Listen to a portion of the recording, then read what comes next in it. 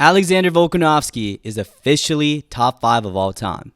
What an event. Firstly, we had Dominic Reyes come back with a vicious KO over Krylov, followed by Jean Silva beating the shit out of Bryce Mitchell and eventually securing the choke. Then we had Yair dropping and almost finishing Pitbull in the last round, Paddy showing that he's a true contender in the division with his bloody beatdown of Michael Chandler, and the cherry on top, a nerve-wracking title fight between two of the most loved featherweights in the game right now with some big moments, and in the end, Volk got his title back. And despite all of the great wins and moments he's had in his career, I do think that this fight Volkanovski just had against Diego Lopez, and this win is the most important win of his career, as not only did he defy all of the odds and show that his career is not over, but it has defined his career and probably put him top 5 of all time now. And to be in the building was insane. Shout out to the boys that recognized me in front of the Papa John's. I was waiting for the shittiest pepperoni pizza in the Kaseya Center. But anyways, let's break down this thriller. So I'm not going to tell you guys I told you so, but I did call the fight pretty much to a T. I said Volk was going to look nice round 1, and he looked better than expected actually. Not only did he manage range well with his jab, but he landed some big shots that stumbled Diego early, something I didn't expect from an older Volk.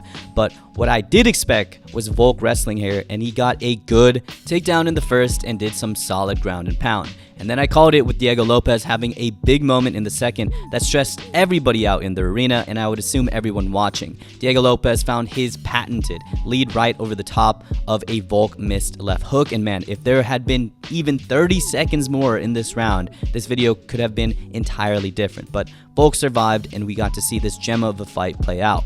Volk continued to land a piston of a jab and keep Diego at the end of his strikes, and then Diego Lopez was able to land another bomb on Volk that took his vision out and rocked him with another.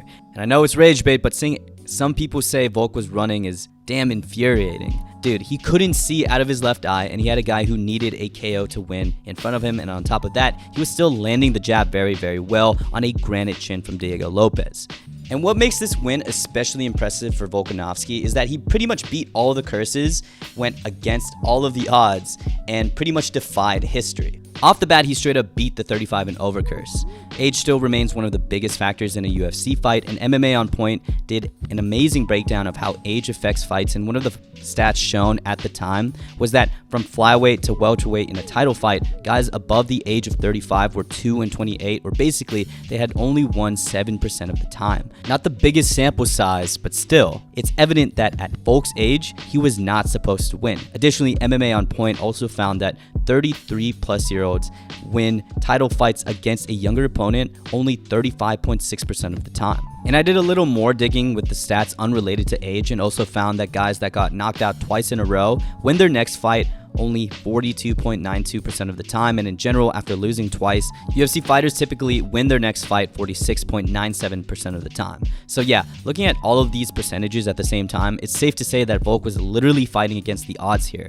I think we really feared that he was probably on the same path of Israel Adesanya, BJ Penn, or Anderson Silva at the end of their careers. All legends of their divisions and legends in general that ended their careers with horrible losing streaks. Anderson Silva, despite having literally the longest reign over a division, shockingly got knocked out by Chris Weidman and was never the same, ending his career 1-1-7. BJ Penn was one of the most talented fighters and looked freakish in his prime, but ended his career on a horrible 7-fight losing streak and then ended up losing his mind in the process. And finally, and most recently, Israel Adesanya has taken bad losses in his last 3, starting with a beatdown from Sean, getting choked out by Dricus du Plessis, and then finally getting knocked out by new contender Nasruddin Imavov. And this fight really felt like we were going to see the same with Volkanovski. Volk took 2 horrible knockout losses in his previous outings, which had to not only affect him physically, but had to also impact him mentally as well. I can't imagine facing a powerful young puncher in Diego Lopez right after getting knocked out cold in your last outings. But again, the guy defied it all, and not only won, but had a great performance in the face of adversity and some scary moments. And with this fight, I think we can confidently say that he is the featherweight GOAT.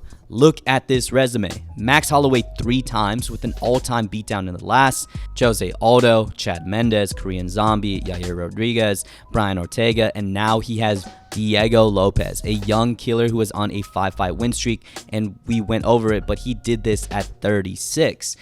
I know it's not a win, but he also went toe-to-toe with Islam Makhachev, again going against the odds there, also giving us probably the highest level fight ever and one of the greatest fights of all time. At 12 wins, he's tied for 4th for the longest win streak in UFC history. He has 5 title defenses and now is a 2-time featherweight champion. That is featherweight GOAT shit, and you know what? That probably secured him top 5 of all time. The Mount Rushmore of UFC fighters has pretty much been a lock in the community. John Jones, George St. Pierre, Anderson Silva, Mighty Mouse. I personally have that order. There can be a couple switcheroos in there, but I would imagine most people's top 4 greatest of all time looks like that, give or take. But it was always that 5th spot where everyone couldn't agree. Is it Stipe, the greatest heavyweight of all time? Was it Khabib Nurmagomedov, an absolute legend? Was it DC, a double champion? Was it Jose Aldo, the original featherweight GOAT? I think you could legitimately argue a lot of names there for the 5th spot, but I think the arguments are over after this fight. With the context of everything I said with the Diego Lopez win, him going against all the odds, literally defining history, and most importantly, coming back from 2 devastating knockout losses, to win in a fight like that has to put him over the top of anyone you had in your 5th spot. I think what really makes Volk's career so great is also the storyline. He started MMA so late at the age of 22. As for the most part, he was a rugby player at 280 pounds or whatever the hell Joe Rogan says he weighed. He quickly became a dominant MMA fighter and quickly rose up the ranks, first kind of being hated since he beat a fan favorite in Max, but then became a fan favorite himself after an exciting win against Brian Ortega and the rest of his insane career. What makes his career so special is that all of his fights were also insanely exciting and gave us plenty of legendary moments, which I think is also a factor in all-time greatness. Not only how many wins and the numbers, but how you won and how many moments you gave the fans. As great as the all-time guys are, they've had a couple boring performances where they cruise to a win as a champion, but not Volk. Most guys who have exciting fights, fight in and fight out, are 50-50 fighters, but for Volk, he comes out like a damn dog in every fight, whether he's the champion or a contender, and wins most of them. Just to list a couple legendary moments, you have the aforementioned thriller with the Brian Ortega fight, the close wars with Max in the first 2 and an all-time beatdown in the 3rd, where he showed that there's levels to this shit, a knockout over Korean Zombie, a legendary performance with Islam Makhachev, where he shocked everybody at lightweight, a beatdown of Yair, and now a war with a young killer in Diego Lopez with plenty of nail-biting moments. So what's next for Volkanovski? With only a couple fights left for Volk at 36, I think the only right answer is Movsar Evloev. If Volk continues to beat the next generation at 36-37, that would be nuts. And after a performance like that against Diego Lopez, I think he has a solid chance to beat Movsar. Granted, I would still have him an underdog there. But after that, win or lose, I think Volk should retire. I don't think there would be an interesting contender for Volk to fight after Movsar, and or he has fought and beat everyone else. And by that point, after the Movsar fight, I think Volk should just let Movsar and Diego Lopez duke it out again for the title, and he should just sit back and create more Cooking with Volk videos. And speaking of Diego Lopez, I haven't really talked about him in this video, but he put on a fantastic performance. He's still young, relatively young for the UFC at the age of 30, and I think the next obvious fight for Diego Lopez is definitely going to be that fight with Yair Rodriguez, as they were beefing hard at this press conference. But anyways, what do you think about Volkanovski? What are your thoughts immediately after that all-time performance from Volkanovski, an all-time war in the featherweight division? Do you think Volkanovski's top 5 now? Where do you rank him all-time? And is he your featherweight GOAT finally? Are the arguments over? I think they're over there.